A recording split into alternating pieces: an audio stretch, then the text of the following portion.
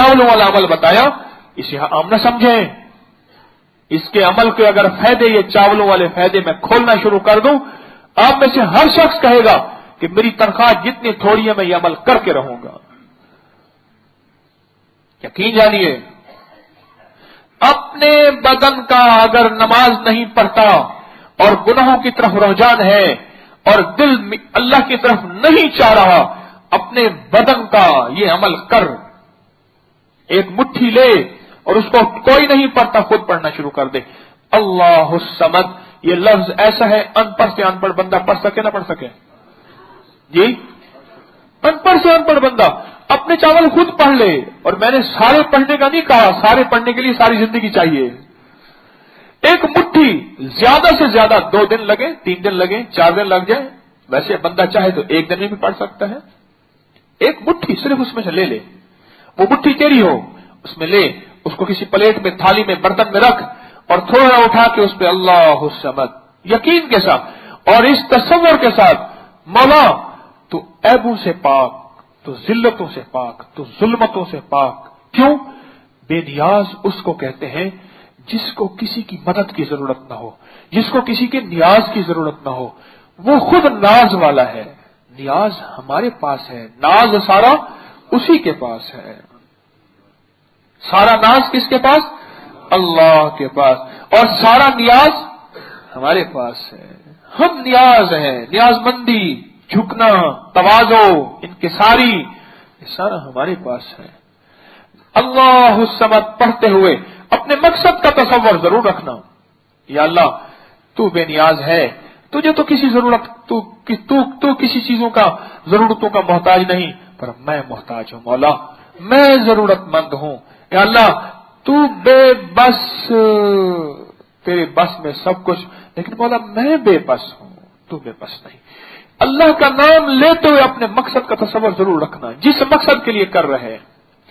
इस जिस्म को जिल्लतों को और गुनाहों की जिंदगी से, नेट की हिलाजतों, खबासतों से निकालना चाहते हो, इस जिस्म का सदका दो। और याद रखना, वो मासूम मखलूक खाएगी पानी वाली और बड़ी दुआएं देती है। हाँ, सुनो, एक वाकया सुनो। ख्वाजा हसन बसरी रहमतुल्लाह अलैह के दौर में एक वाकया हुआ, अजीब वाकया हुआ।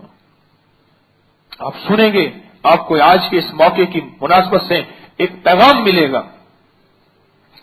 एक दोस्त थे, वो रोज मैयतों को पढ़ के हदिया करते थे, पढ़ के हदिया करते थे, रोज पढ़ के हदिया करते थे, बख्शते थे उनको।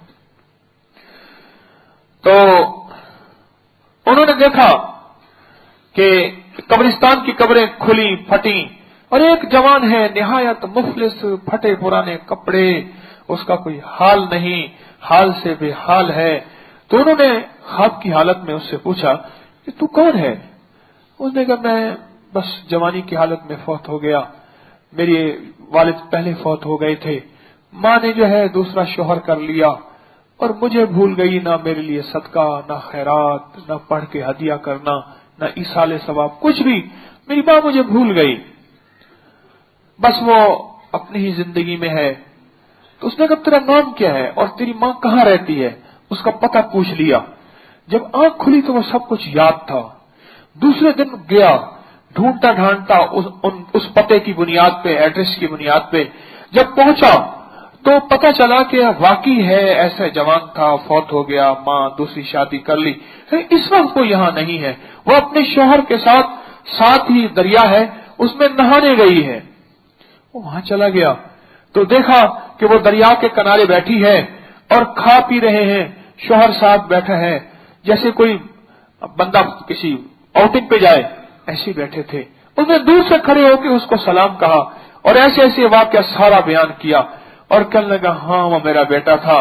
कहने लगा उसके लिए कोई सदका खैरात। वो मनमौजी की कैफियत में माँ बैठी थी, एक चुल्लू पानी का भर के ऐसे फेंक दिया, कहा जा मैंने उसके लिए सदका कर दिया। बैठी थी, मौज में थी, उन्होंने जा मैंने सदका कर दिया। इन्हें बड़ा अफसोस हुआ कि माएं अपने लख्त जिगर को भूल जाती हैं इतना जल्दी। बड़ा अफसोस हुआ। रात को ख्वाब देखा बड़ा अजीब, उस जवान को देखा, आला पोशाक, आला लिबास, बेहतरीन जिंदगी, सर पे ताज सजा हुआ। कहते अल्लाह तुझे जज़ाए खैर दे, मेरी माँ का सदका मेरे पास पहुंच गया। عجیب بات ہے. میں نے وہ کیا تھا؟ کہا کہ ایک کیڑا تھا پیاسا، اما نے چلو بھر پانی پھینکا تھا، اس پیاس سے کیڑے کے منہ میں پانی چلا گیا تھا، اس نے دعا کی، رب نے میری بخشش کر دی. ہائے ہائے ہائے ہائے.